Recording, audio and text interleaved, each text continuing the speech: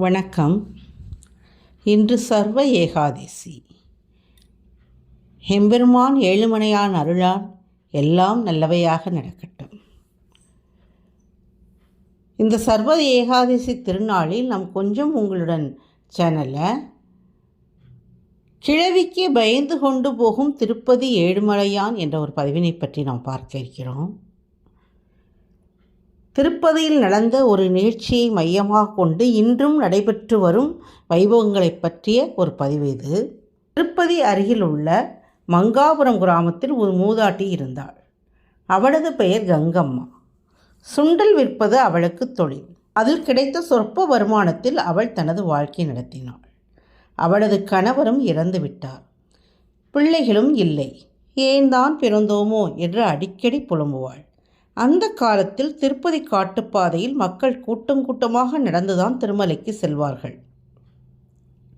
அப்படி ஒரு நாள் பக்தர்கள் கூட்டம் அதிகாலை பொழுதில் மலையேறி கொண்டிருந்தது.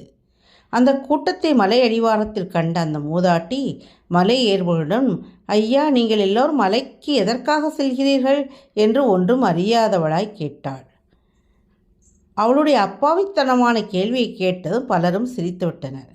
என்ன பாட்டி இது கேள்வி?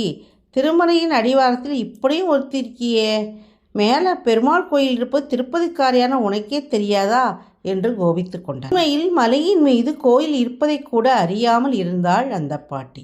ஒரு பக்தர் மட்டும் அவள் மீது இரக்கம் கொண்டு, அம்மா, மலை மேலே ஒரு சாமி இருக்கிறார், அவரை போய் தரிசித்தால் இனிமேல் இப்படி பிறந்து சுண்டல் விற்கும் நிலை இருக்காது, அவனை கோவிந்தா என சொல்லி கும்பிட வேண்டும், அப்படி செய்தால் நீ செய்த பாவங்கள் எல்லாம் தீர்ந்துவிடும் என்று அவளுக்கு புரியும் வகையில் எளிமையாக எடுத்து சொன்னார். இதை கேட்டாலோ இல்லையோ சுண்டல் கூடையோடு திருமலைக்கு ஏறினாள். ஏழுமலை அப்பனை கண்குளிர கண்டாள். அப்பனே கோவிந்தா, உன்னை வணங்கினால் இனி பிறக்கவே மாட்டேனாமே, அந்த பக்தர் சொன்னார், எனக்கும் இனி பிறவி வேண்டாமையா என்று மனமுருகி சொன்னாள். தரிசிக்க வந்த பக்தர்கள் மலையை விட்டு கிளம்பினார்கள். அவள் மட்டும் அங்கேயே தங்கிவிட்டாள். அப்போது ஒரு வயோதிகர் அங்கே வந்தார். அம்மா, சுண்டல் கொடு என்று கேட்டார். அவளும் கொடுக்க சாப்பிட்டு விட்டு நடையை கட்டினார். ஐயா, சுண்டல் காசு கொடுத்துவிட்டு போங்க என்றாள் பாட்டி. அம்மா, நான் ஒரு கடன்காரன், கல்யாணத்துக்கு கடன் வாங்கிவிட்டு வருமானத்தை எல்லாம் வட்டியாக கட்டிவிட்டு கஷ்டப்படுகிறேன், சுண்டலுக்கு கூட பணம் இல்லை, நாளே இங்கே வருவேன், அப்போது காசு தருகிறேன் என்றார் கெஞ்சலாக. சரி, நாளை கொண்டு வாங்க என விட்டுவிட்டாள் மூதாட்டி. தன் முன்னால் வந்து நின்றது உலகத்திற்கே படியிழக்கும் ஏழுமலையான் என்பதை பாமர பெண்ணான கங்கம்மா பாட்டி எப்படி அறிவாள்? மறுநாள் சொன்னபடி அந்த ஓயோதிகள் வரவில்லை. இப்படி ஏமாற்றி விட்டாரே கிழவர் என அவள் பொறுமிக் கொண்டே இருந்தாள். ஒரு கட்டத்தில் அந்த மூதாட்டி இறந்து போய்விட்டாள். அந்த மூதாட்டிக்கு பணத்திற்கு பதிலாக மேலான வைகுண்டத்தையே கொடுத்து விட்டார் பரந்தாமன். ஆனாலும் அவர் மானிட பிறவி எடுத்து சீனிவாசனாக பூமிக்கு வந்தவர் இல்லையா? பாட்டிக்கு மறுநாள் காசு கொடுப்பதாக வாக்களித்துவிட்டு கொடுக்கவில்லையே.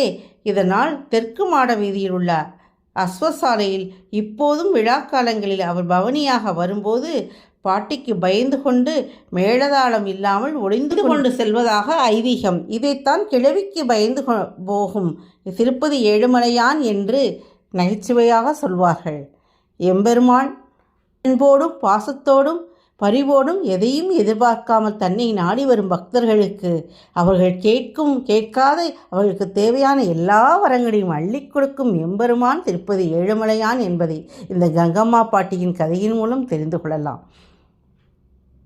திருப்பதி ஏழுமலையானின் அருள் அனைவருக்கும் கிடைக்கட்டும். கோவிந்தா, ஹரி கோவிந்தா, நமோ நாராயணா. இந்த பதிவு உங்களுக்கு பிடிச்சிருந்ததுன்னா சேனலை மறக்காமல் சப்ஸ்கிரைப் பண்ணுங்கள். கூடவே ஆளுங்கிற பெல் பட்டனை அழுத்துங்க. அப்போ தான் நான் போடுற வீடியோஸை நோட்டிஃபிகேஷன் உடனுக்குடனே வரும். லைக் பண்ணுங்கள், ஷேர் பண்ணுங்கள். திருப்பதியில் இந்த மாதிரி போய் உங்களுக்கு நடைபெற்ற, திருப்பதிக்கு போயிட்டு வந்து நடைபெற்ற பல அதிசய நிகழ்வுகளை உங்களுடைய கமெண்ட்டில் பதிவு பண்ணுங்கள். மீண்டும் பேசலாம். நன்றி, வணக்கம்.